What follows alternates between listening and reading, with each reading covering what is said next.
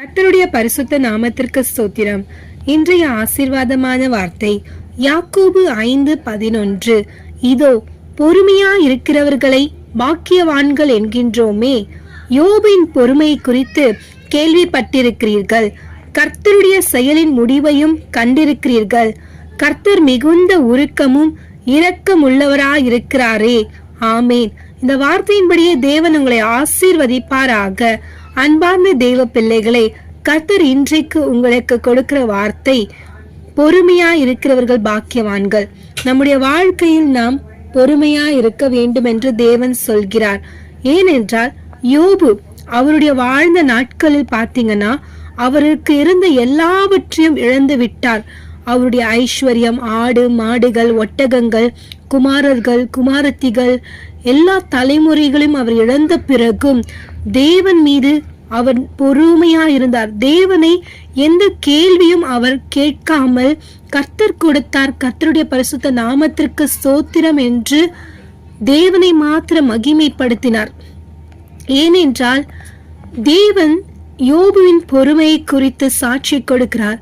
அவருக்கு இருந்த எல்லாவற்றையும் இழந்த பிறகும் நீடிய பொறுமையுள்ளவனாய் தாசனாகிய யோபு இருந்தது நிமித்தம் அவர் இழந்தது எல்லாவற்றையும் இரட்டிப்பாக திருப்பி பெற்று கொண்டார். யோபு அப்படியாக இழந்த காரியங்கள் அநேகமா இருந்தாலும் தன்னுடைய சரீர பலத்தை இழந்தார், சரீரத்தை இழந்தார். ரொம்ப பலவீனப்பட்டு வியாதியா இருந்தார். அவருடைய தோல் எல்லாம் அப்படியாக எல்லாம் சரிந்து விழக்கூடிய தன்மையை கொண்டதாய் மாறிவிட்டது. அவருடைய மனைவியும் நீ தேவனை தூஷித்து ஜீவனை விடும் என்று சொல்லத்தக்கதாக அவருடைய சரீரம் நாற்றமும் அழுகையுமாய் இருந்தது.